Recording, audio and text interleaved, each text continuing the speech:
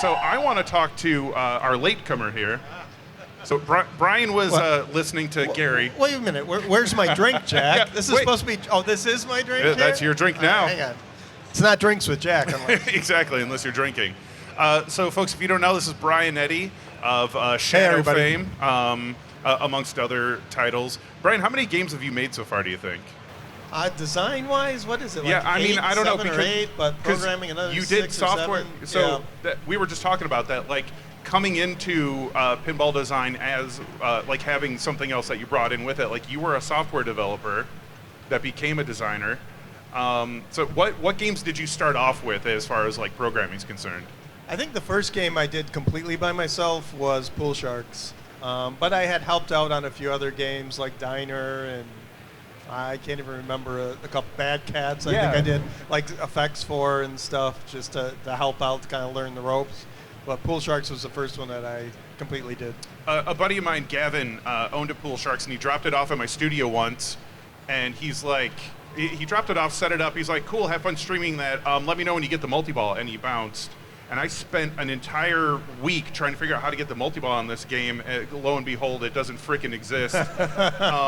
It was a great joke. Yeah, that was an era where we were kind of in between. Some games had multi-ball and some didn't. And I wanted a multi-ball, but this was deemed a single-ball game at the time, so... It was a cool theme too. It's all these like sharks in like suits playing pool. It's a little bizarre. It's a little bizarre. I miss the bizarre games for sure. Yeah, it was at the transition of that era, right? From just weird themes into more cohesive themes. So your more recent game, Dungeons and Dragons, yep. You worked with Dwight. How has the working with Dwight situation been going? Like because this isn't your first game with him. No, absolutely not. And it's funny. Is he here? Is he working? Don't talk about that. He's right there. Okay, crap. How's working with the best programmer in pinball going right now?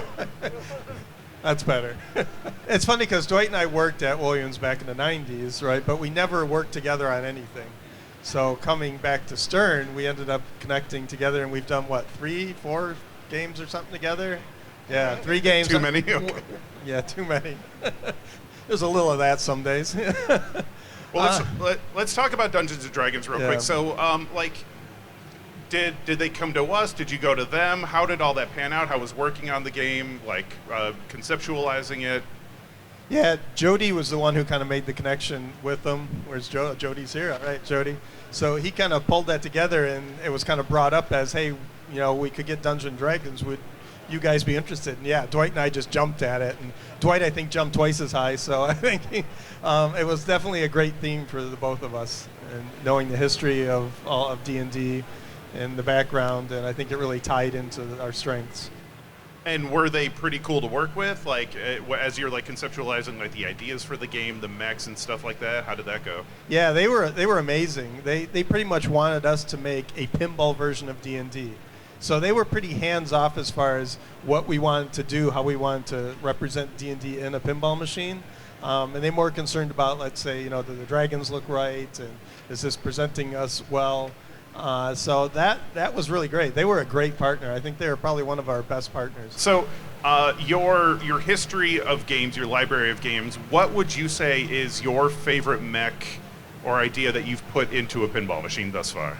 Well, it's the next game's mech. Of course. Okay, Gary.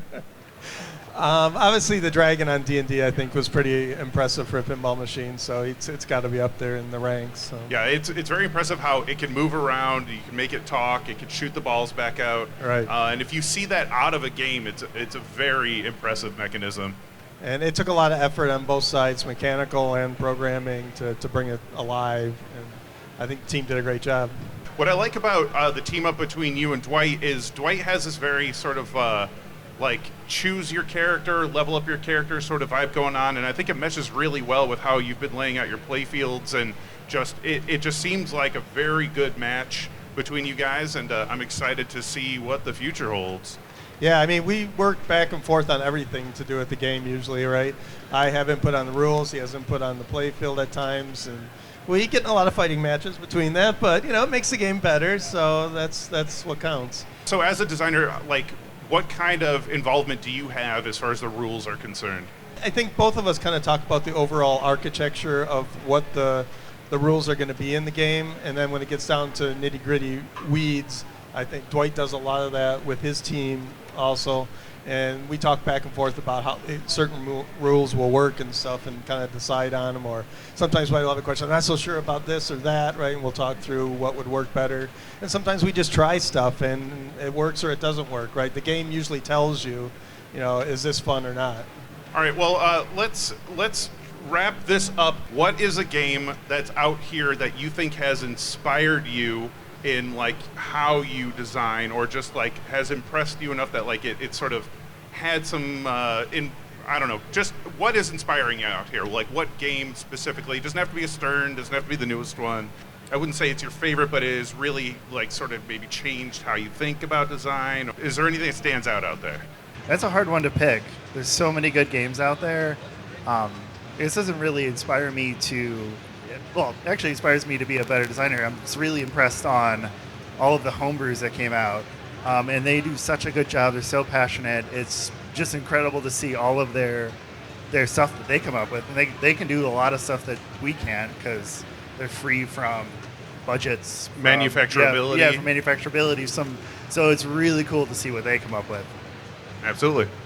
I'm lucky I made Archer when I did, because when I go to the homebrew area and how much money and effort and time they spend with the art and mechs and everything, and It's very humbling. mine is just like a ragtag, here's some tinfoil strips that I use for ball guides and stuff like that. But Sharpie yeah, is art, right?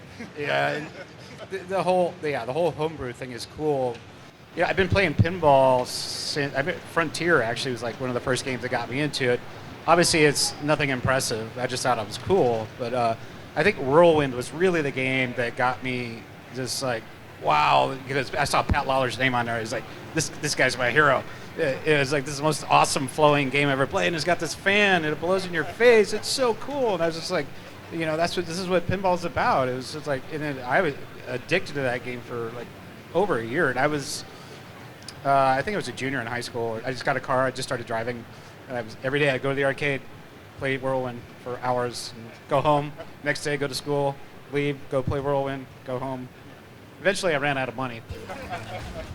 They're made to take your money.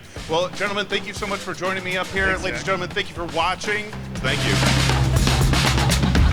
We walk it off. We walk it off.